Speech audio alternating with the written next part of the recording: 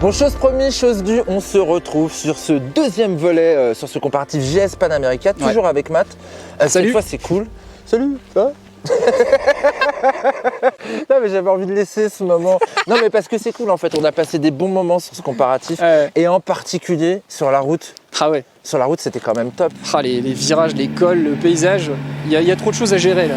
Il y a trop de choses tout à regarder là, et en même temps faut rouler. Ouais, et puis avec terrible, des machines mais super performantes, oui. Elles sont d'une efficacité incroyable. Performante et très permissive l'air de rien. Hein. Très permissif. C'est assez paradoxal parce qu'on se dit elles sont très grosses et en fait on peut vraiment rouler avec beaucoup de confiance. Je suis content que tu parles de ça. Et c'est pas spécialement au niveau des assistances, c'est vraiment la conception globale de la machine. Le châssis, tout est sain en fait, c'est ça qui est vraiment agréable. Hein. Ce qui fait que tu peux vraiment avoiner. Il y a une très bonne garde-sol des deux côtés. Alors, est-ce que tu en as trouvé une plus facile ou plus rétive que l'autre, toi, dans ce cas de figure? Alors là c'est vraiment hyper personnel. Je pense qu'on peut tous être différents sur le sentiment d'être à l'aise ou pas avec la moto, mais moi, je me suis senti plus à l'aise avec la Panamérica. C'est une moto qui me correspond plus dans mon style. Moi, j'aime bien avoir une moto qui n'a pas trop de couple à bas régime. Comme ça, je la ménage comme je veux. Et puis, dès que j'ai envie de rouler un peu énervé, je vais chercher dans les tours. Et là, je peux avoir quelque chose vraiment de transformé. Et je me sentais beaucoup plus à l'aise là-dessus. Ça ressemble un peu dans l'esprit de ce que je connais sur d'autres trails. La GS, c'est vraiment un monde à part en fait. Et il faut l'accepter, l'aimer. Et si on flash, c'est vraiment le grand bonheur. Je crois qu'une fois qu'en fait, il y a touché... moi, je parle pour ma part, je suis assez fan de ce flat pour son couple disponible très très tôt. Je sors d'une épingle en seconde, j'ai qu'à faire ça. Déjà, ça grogne, j'adore ça. Et ça part bien, c'est puissant, c'est violent à l'accélération. Ah ouais, la roue avant se lève si tu accélères trop fort. On n'a pas tous les packs dynamiques, tout ça. On est resté là, c'est vraiment l'entrée de gamme. L'entrée de gamme, entre guillemets, parce qu'il y a quelques options quand même, on en reparlera à la fin. Mais du coup, rien que là, j'ai vraiment beaucoup aimé ce moteur. Et voilà, moi j'étais un petit peu déçu par ce V-Twin parce que justement, je l'ai trouvé... Au début, j'ai dit, ça me fait penser à un moteur de Honda. C'est méchant, hein. Enfin c'est méchant pour Harley, c'est méchant pour Honda aussi finalement. Ouais, parce que Honda ils font des moteurs justement plutôt équilibrés et ronds, donc c'est vrai qu'ils sont très progressifs, donc c'est vrai que c'est... Ce côté linéaire, c'est acoustique aussi. Mais finalement, dès que je suis arrivé dans les tours, dès que je me suis mis sur le mode sport également, d'un seul coup il y a une gestion aussi électronique des suspensions qui fait que ta bécane d'un seul coup, elle est vraiment plus facile et incisive. Et elle est aussi passionnante, superbe garde-sol, tu prends un angle de malade, tu as des pneus qui sont je trouve un petit peu moins route que ceux qu'on a sur la GS. Pour autant, ça tient. Ah oui, ça tient super bien. De toute façon, ce sont des pneus qui sont les Anaki Adventure. C'est juste qu'ils sont rebadgés Harley Davidson et ils sont très bons sur route, ces pneus-là. Donc c'est vraiment agréable. C'est un bon pneu du compromis aussi. On tout est sur un truc de bonne polyvalence, quoi. Comme on est sur la partie cycle, freinage, t'as vu des différences, toi? Oui, alors en fait là aussi c'est vraiment une différence de progressivité dans le freinage. Elles freinent toutes les deux très bien. Mais il y en a une qui va freiner beaucoup plus fort, plus vite, c'est la GS. Et la Panamérica sera beaucoup plus progressive et il faudra écraser beaucoup plus les freins, que ce soit l'avant ou l'arrière, pour avoir le même sentiment de freinage. Donc il y en a qui vont aimer. Moi j'avoue que j'aime bien parce que notamment dans les chemins, ça permet d'avoir un meilleur feeling. Par contre, c'est vrai que sur route, quand on roule un peu énervé, on va dire, celle-ci sera beaucoup plus agréable. Ouais, ils sont combinés les deux sur l'arrière, avant-arrière, avec la pédale. Écoute, je partage ton avis. Moi, j'ai pas un super feeling au niveau de la pédale sur la Harley. Faut appuyer fort, quoi. Faut appuyer fort. Là, faut l'effleurer et déjà, ça compense pas mal. Mais après, ça dépend du style de pilotage. Moi, j'aime bien faire ça en entrée de courbe. Après, il y a plein de gens qui n'utilisent que le frein avant. Tout est réglable. Moi, j'aime bien corriger, mais j'aime bien corriger légèrement. Et en fait, là, je me retrouvais à vite trop me redresser à cause que justement, ça freinait un peu trop fort. D'accord. Et un autre point sur la partie cycle aussi que je trouvais agréable en termes d'ergonomie, c'est le fait que le mode de suspension il est intégré au mode moteur. Donc quand on passe du mode sport au mode route, ça vient influencer le mode moteur, mais aussi la suspension, comme tu l'as ressenti tout à l'heure. Alors sur la GS, il y a une influence quand même sur la suspension, mais c'est moins marqué. Donc il y a plus de réglages, c'est très typé allemand, il y a des réglages dans tous les sens. Harley pour le coup, ils ont fait un peu plus simple. Ils ont fait un peu plus simple et ils ont la particularité d'avoir gardé deux modes user que tu retrouves pas forcément sur la en option. Tu l'as en option, là tu l'as de base et ça c'est quand même, moi j'aime beaucoup parce que j'aime prendre ce qu'il y a de bien sur le road, sur le sport et me faire mon petit mix et ça j'ai trouvé que c'était vraiment intelligent. Ils l'ont mûrement réfléchi. Un autre point qu'on a eu l'occasion de bien expérimenter sur la fin de notre première journée, c'était l'éclairage et là pour le coup on voulait aussi vous en parler parce qu'on a vu des vraies différences entre les deux. Et vraiment le phare Daymaker là, de Harley, il est assez impressionnant en termes de performance. Ouais, moi j'aime beaucoup. Il y a qu'un truc qui me gêne, c'est qu'en fait on voit un petit retour d'éclairage supplémentaire quand tu es dans la nuit, donc d'un seul coup tu fais ça surprend un peu au début. Ça surprend au début, une fois que tu t'y fais. Je l'ai trouvé vraiment meilleur sur la panne. Ouais. Et puis en plus tu vois, on était dans la vallée en pleine nuit, aucun éclairage, et c'était vraiment assez salvateur, j'ai envie de dire. Je le voyais, moi j'avais un système où mon phare essayait de se niveler en permanence, mais il n'y avait pas un éclairage d'angle.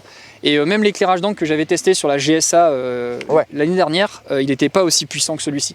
Là, une fois encore, c'est la fonction avant la forme, donc ça peut paraître un peu bizarre d'avoir été mettre l'éclairage aussi haut, mais ça fait qu'il est redoutable en fait dans les éclairages en virage. Un bon point pour Harley. Ouais. Bon, on va arriver sur la partie chemin maintenant. Tout à fait. Alors j'en ai fait un petit peu, j'ai pas un niveau de malade. J'ai suivi pour faire des images, mais c'est surtout Matt qui les a chahutés, qui les a mis en contrainte. Bon, déjà c'était beau à voir. Ça partait en glissouille de l'arrière et tout. Il y a une vraie différence entre les deux modes enduro? Oui. Ouais, il y a une vraie différence. Moi, je trouve que celle-ci est un petit peu plus énervée en mode enduro que celle-ci. Là, il faut vraiment aller vers les modes enduro pro qui ne sont pas sur celle-ci pour qu'on ait un peu plus de puissance dès le début. Et il y a aussi la réponse des gaz, elle est peut-être plus progressive, la GS, que la Panamerica. Ouais. Et ça, c'est vrai que ça peut des fois surprendre si on n'est pas habitué. D'accord. Moi, j'avoue que j'ai préféré de se faire la Panamerica dans les chemins, je me sentais plus à l'aise.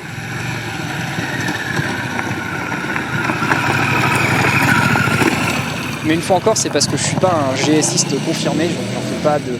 Elle est particulière, avec son centre de gravité très bas que moi j'adore justement sur la route, qui me fait un peu flipper justement quand je suis en tout terrain, parce qu'elle m'emporte, j'ai l'impression que j'ai pas à la gérer. C'est plus difficile à guider, on va dire, quand on n'a pas l'habitude, une comme ça, parce que le poids est plus bas et donc, par exemple, tout à l'heure, tu étais dans une ornière, tu t'es senti vraiment embarqué dans le rail et le résultat, c'était un peu plus difficile peut-être à rattraper que la Panamerica. Ouais, que là-dessus, qui est un petit peu...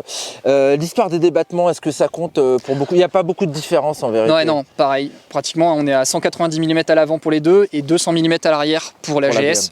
Autant dire que ça ne change pas grand-chose. Ouais. Par contre, ce qui change, c'est ce qui se passe à l'intérieur des amortisseurs et des fourches. Et là, il y a une vraie différence parce que là, on a ce télélever qui fait un ressenti très particulier en fait en tout terrain, qui est vraiment magique sur route, mais qui crée quelque chose d'un peu différent en chemin. Ouais. Je trouve que c'est beaucoup plus abrupt le rebondi par rapport à la Panamerica, où là on a quelque chose de beaucoup plus accompagnant dans les trous et les bosses.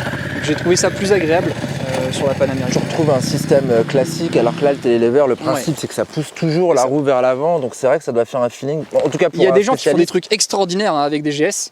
Clairement, c'est pas du tout une technologie bridante, mais ça change et donc il faut prendre en compte cette contrainte pour la gérer et optimiser. Chose que tu me faisais remarquer que je trouvais assez intéressante, il y a quand même pas mal de protection de série là-dessus, même si le sabot, tu me disais que c'est quand même light. Ouais, c'est des sabots où quand on peut les bouger avec les doigts en fait. C'est du 1 ou 2 mm d'épaisseur, donc c'est vraiment plutôt décoratif. Ça suffit pour 95% des gens qui vont pas s'amuser à faire des chemins un peu caillouteux ou costauds. Mais dès qu'on attaque un peu plus, en particulier pour la Harley, avec justement, il y a des pièces exposées en fait directement. Ouais, juste derrière la roue là, c'est inquiétant quand même. C'est pas forcément. Je pense qu'il faut vraiment prendre le sabot moteur en option de chez Harley si on veut faire du tout-terrain. Pour la GS, c'est un peu pareil. Je pense que ça vaut le coup de prendre un vrai sabot moteur en option si on commence à attaquer sérieusement. D'accord. Alors moi je suis très étonné, je savais pas qu'en tout terrain on pouvait y aller à deux, debout sur les bécanes. Ah oui. En fait, quand on fait du tout terrain, il faut vraiment que le passager réplique ce que fait le pilote et donc il doit se mettre debout et suivre les mêmes mouvements, absorber. Sinon il se détruit le dos et puis surtout ça devient un poids vraiment gênant. Alors que quand il se met debout, c'est pas si dérangeant que ça et on peut faire du tout terrain. En tout cas, des chemins comme on a fait, ça passe très très bien. Je sais pas si elle a apprécié. Mais Clémentine, elle est où? Elle est où, Matt? Youhou les gars. Salut. Alors, je vais essayer de pas tomber. Ah, ce serait bien. T'as vraiment adoré les chemins en fait, maintenant que tu restes tout le temps maintenant, c'est ça? Ouais, c'est ça. J'ai le droit de dire que je suis fatiguée. Non, parce que ça fait pas très roots de dire que je suis fatiguée, mais quand même, vous m'avez pas épargné, hein. Surtout toi, Matt. T'as bien aimé quand même d'être debout. C'est drôle. Chaque flaque, j'entendais que ça te faisait bien rire. C'était très bien, mais malgré tout, alors je parle pas forcément en TT, hein, mais sur la route, j'ai quand même largement préféré être sur la Panamerica à un détail près. Parce qu'en fait, la Panamerica, au niveau de la position passager, elle est top. Au niveau des jambes, c'est pas trop bas. Contrairement à la GS, où les jambes sont un peu basses, ce qui fait que ça force un petit peu sur les hanches. Ouais. C'est pas forcément très agréable sur la longueur. Les valises te gênaient pas plus sur l'une que l'autre? Celles-là, elles sont un peu plus hautes. Ouais. C'est ni gênant ni sur l'un ni sur l'autre. En plus, tu as des poignées pour t'accrocher. Oui, mais ça, ouais, bon, c'est une position un peu étrange quand même. Coudoir royal. Donc la position des jambes est vraiment plus agréable sur la Panamerica. La selle aussi est beaucoup plus confort sur la Panamerica. C'est vrai que t'en parlais tout à l'heure. C'est à peu près pareil que pour le pilote, hein. C'est-à-dire qu'il y a une texture à l'intérieur qui fait que, bon, sur la durée, c'est facile d'enchaîner les kilomètres. Sur la GS, elle est trop ferme. Elle est trop ferme. Ouais. Là, on s'enfonce un peu dedans, mais ça fait pas comme les vieux canapés où genre t'es tellement foncé qu'au bout d'un moment t'as trop mal. Ouais. Là, c'est un compromis, un peu mousse mémoire de forme. Ouais. Comme les oreillers un peu, c'est vraiment agréable. Pareil, et ça c'est un confort aussi, t'en parlais tout à l'heure, c'était au niveau sonore. C'est vrai qu'au bout d'un moment, la GS sur l'autoroute... Mais bon, elle a la CRA, alors je sais pas si on va vraiment en vouloir aujourd'hui. Non, mais voilà, peut-être un conseil, c'est dépensez pas votre argent dans la CRA si vous voulez du silence. Voilà, ça c'est sûr.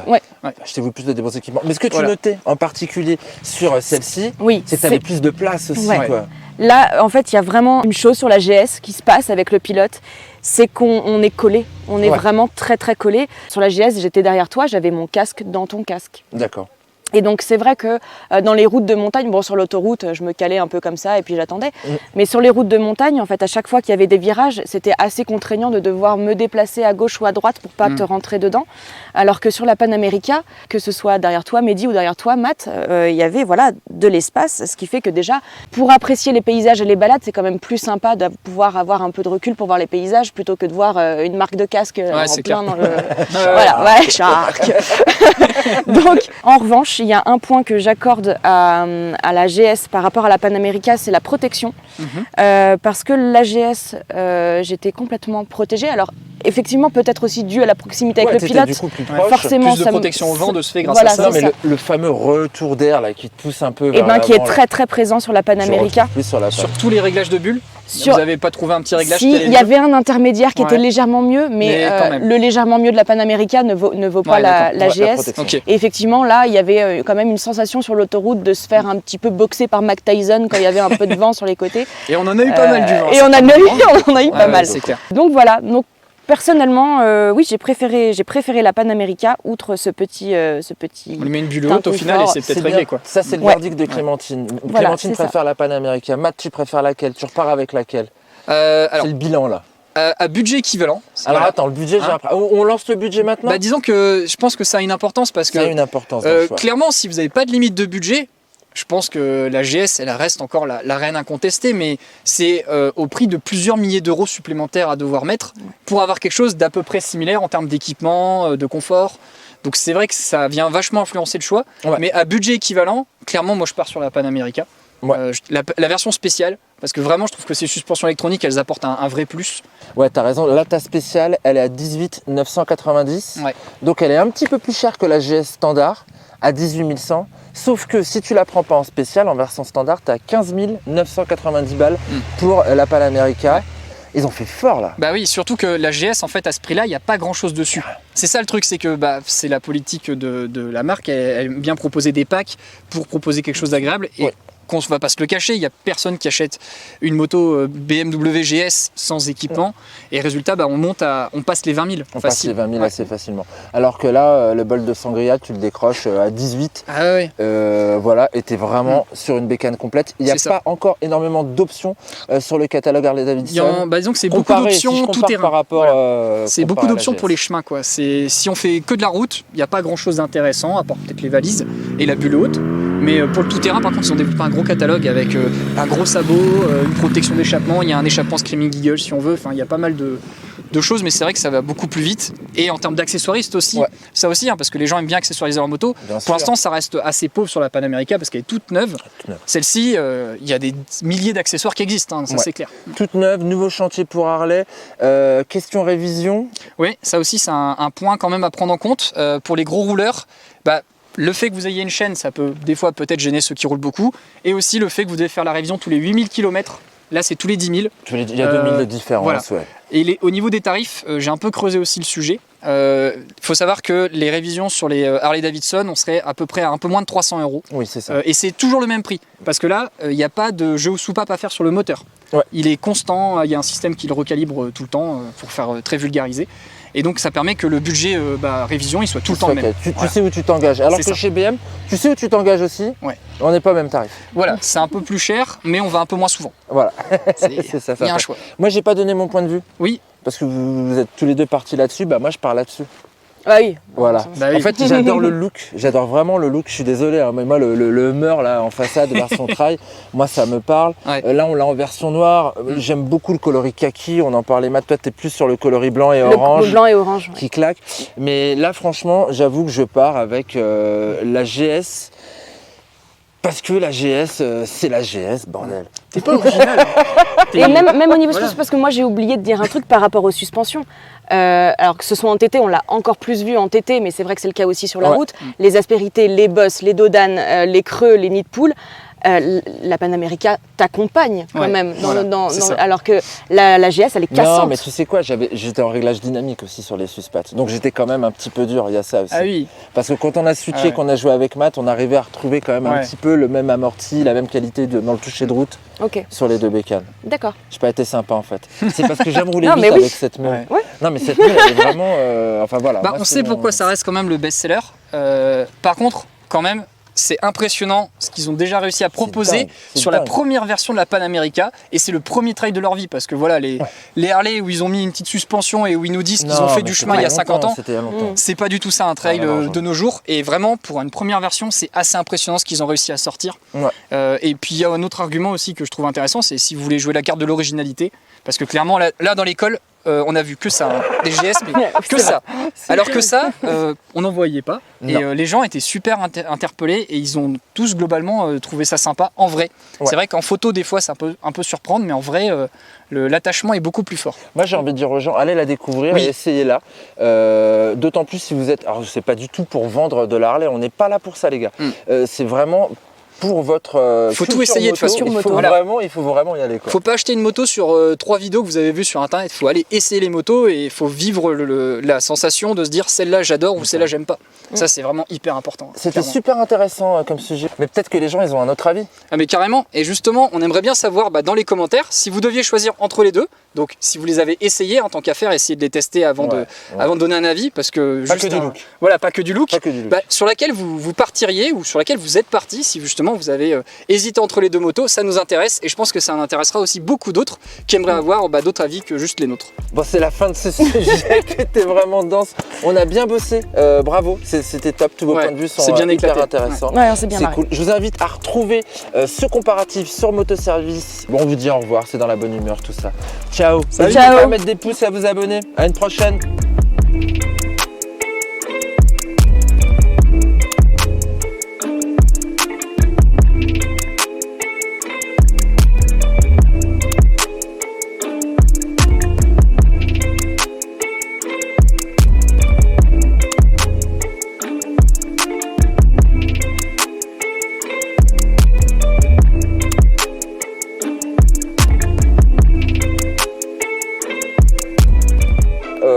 Sinon on termine par quoi? Une petite blague?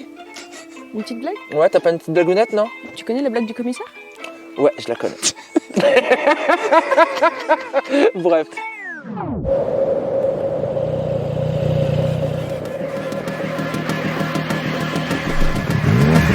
Can I trust you?